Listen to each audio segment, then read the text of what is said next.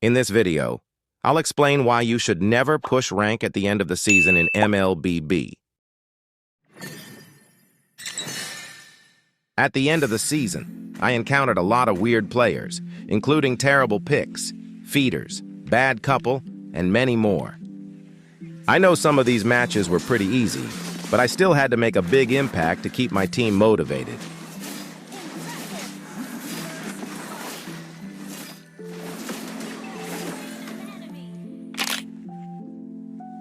Even then, I still kept meeting trolls like in this game.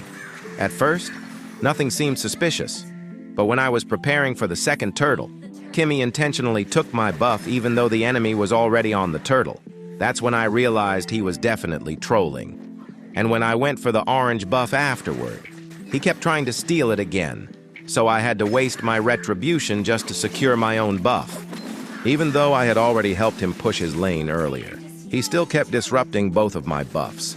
Meanwhile, I needed to save my retribution spell so I could secure the turtle more easily. I'm pretty sure he's the type of player who immediately blames others whenever they make a bad play, just like most toxic players. After securing the turtle, I got caught off guard because I didn't realize the enemy marksman was right next to Kimmy, so I didn't have enough time to help him.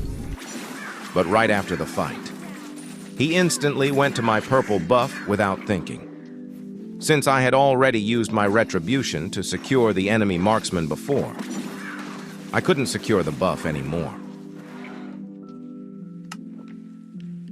As you can see, he plays really badly whenever he fights without me. Here, I intentionally kept my distance and let Kimmy get eliminated first before going back in to kill Kadita.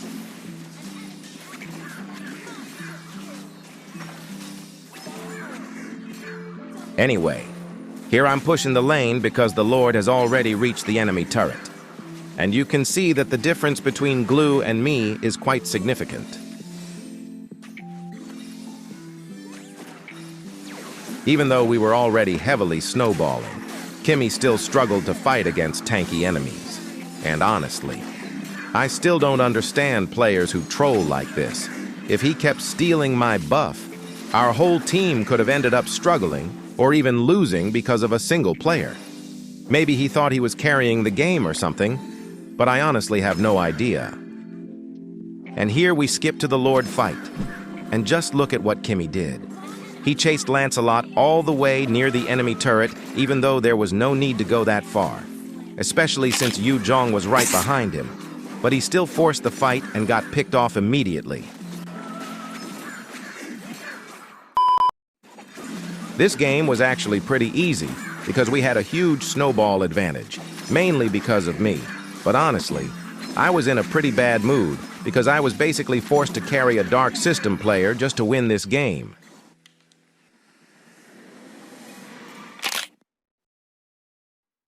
Another thing I often encounter is a team that keeps blaming each other. At first, everything seemed normal. I rotated to the gold lane first because if I forced the turtle immediately, we probably would have lost the contest since Harley is weaker than Gusion in the early game. So instead, I prioritized getting golden EXP from the gold lane first, even if it meant giving up the turtle. But surprisingly, Gusion had trouble dealing with my team, so we ended up securing a free turtle anyway. And after a while, I noticed that our gold lane was being pressured by several enemies, so I farmed around that area to make it easier for me to rotate there quickly. And just as I expected, the enemy immediately flickered into our marksman because he had nobody backing him up.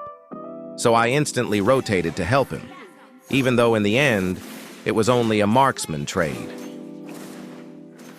Then we skipped to the turtle fight as usual, and of course I secured. This is where our team completely fell apart. One small mistake from our marksman immediately made our mid laner start arguing in chat, while the marksman kept playing carelessly. Then, after our mid laner died, the marksman started typing back instead of focusing on the game. And yeah, at that point, the game was basically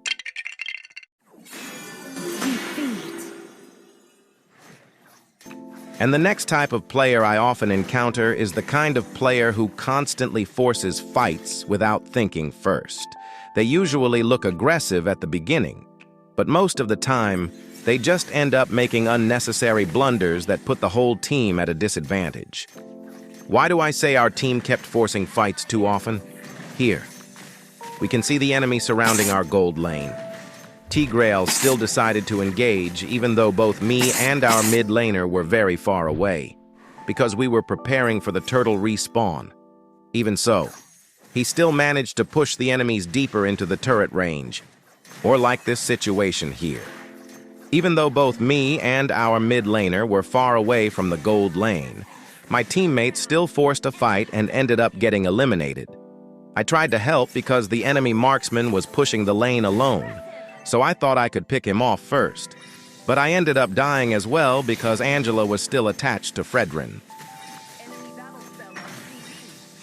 It didn't take long for my team to make another blunder.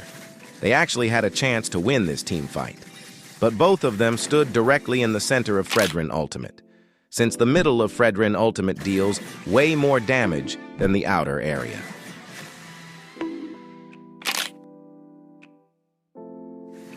So they instantly got punished for that mistake.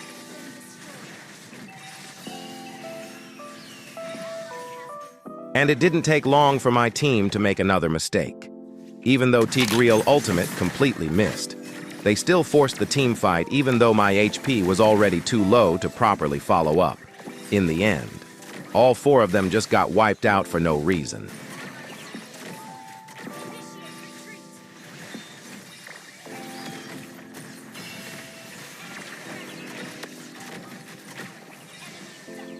And again, just look at what Tigreal did here. Even though he already knew the enemy had taken the Lord, he still forced a fight anyway, naturally. Our team couldn't help him because Fredrin was zoning us out completely. The funny thing is, Tigreal could have escaped here, but instead he kept forcing the engage and got picked off for free.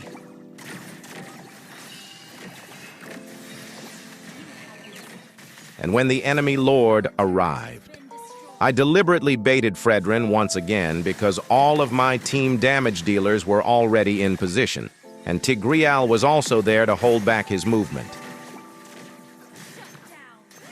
Here, I did everything I could to stop the enemy from ending the game by taking them down one by one. Thankfully, it actually worked. The enemy team became disorganized, and because of that, we finally managed to secure our first Lord. But as usual, my team made another unreasonable blunder. We already knew that the enemy marksman was already full build with 6 items, but this guy still thought he could easily kill the enemy marksman by himself. As a result, he got eliminated. And yeah, after all those previous blunders, the enemy finally managed to take over the game. And yup, that's all I wanted to say. I'd recommend not pushing rank at the end of the season because there are so many weird players showing up. And honestly, there are still a lot more of them. If I explained every single one, this video would probably end up being way too long. What makes it even weirder is that my own tier has already reached glory. Yet I'm still finding so many weird players. Maybe some people are just playing for fun since the season is almost over. So yeah. If you have any questions or your own experiences about this, comment down below.